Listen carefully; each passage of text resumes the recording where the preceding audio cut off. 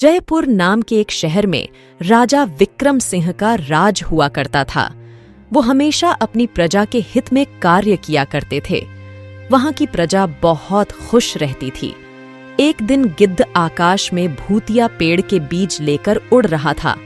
जैसे ही गिद्ध जयपुर पहुंचा तो उसके मुंह से एकदम बीज जयपुर के बीचों बीच गिर गया। बीज भूतिया था, इसलिए अगले ही दिन वो पौधा बन गया। वहां के स्थानीय निवासियों ने जब पौधे को देखा तो हैरान रह गए, क्योंकि पौधे का रंग काला था। बाद में लोगों ने आपस में चर्चा की और यह समझा कि खेत में उगने वाला कोई घास पात या वनस्पति होगी। दूसरे दिन वो पौधा काफी बड़ा हो गया। लोगों को और ज्यादा दुविधा हुई कि एक ही दिन में ये पौधा इतना बड़ा कैसे हो गया। होते होते वो पौधा तीसरे दिन पेड़ बन गया। समय बिता और लोग भी तेजी से बढ़ने वाले पौधे के बारे में सोच सोचकर परेशान हो रहे थे। वो इस मामले को राजा के पास लेकर गए। ऐसे जादुई पौधे का पता चलते ही राजा तुरंत उस जगह पर पहुंच गए। राजा को जैसे ही पता चला कि एक काले रंग का पौधा 3 दिन में पेड़ बना है, तो वो भी उस पेड़ को हैरानी से देखने लगे। राजा उस पेड़ के पास चौथे दिन पहुंचे थे और तब तक पेड़ और बड़ा हो चुका था। वो इतनी तेजी से फैला था कि किसी को यकीन ही नहीं हो रहा था। राजा समझ गए थे कि इस पेड़ का रंग काला है, इसमें जरूर कुछ जादू टोना होगा। इसी सोच के साथ राजा ने घोषणा कर दी कि जो भी इस पेड़ को खत्म करेगा उसे वो इनाम के तौर पर 1000 सोने के सिक्के देंगे। यही नहीं, राजा ने यहां तक कहा कि पेड़ को खत्म करने वाला व्यक्ति मेरी मृत्यु के बाद मेरी राजगद्दी पाने का हकदार भी बनेगा।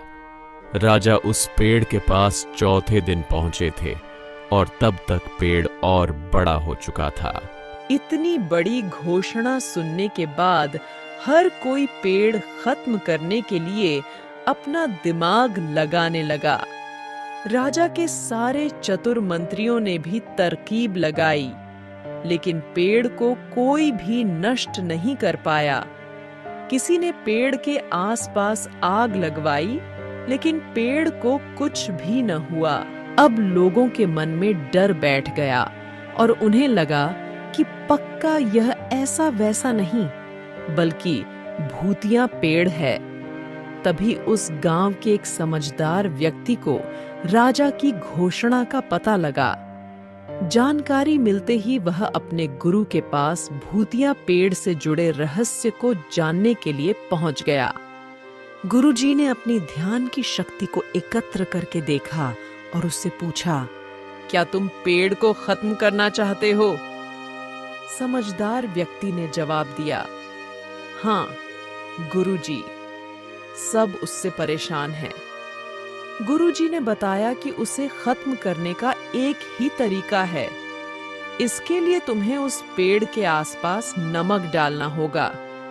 इस तरकीब के बारे में जानते ही वो व्यक्ति तेजी से राजा के पास गया और कहा कि इस पेड़ के आसपास आपको नमक डलवाना होगा।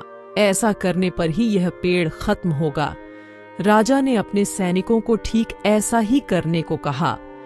सैनिकों ने मिलकर पेड़ के चारों ओर खूब सारा नमक डाल दिया। नमक डालने के 1 दिन बाद ही पेड़ का आकार कुछ कम हुआ। होते होते 5वें दिन तक पेड़ एकदम छोटा हो गया। उसके बाद गलकर वो गायब ही हो गया। उस व्यक्ति की तरकीब काम कर गई और राजा ने खुश होकर उसे इनाम की 1000 सोने की मोहर पहले दी। उसके बाद एक पत्र दिया जिसमें लिखा था कि वो राजा के मरने के बाद उनकी गद्दी को संभालेगा। वो समझदार व्यक्ति खुश होकर अपने घर चला गया।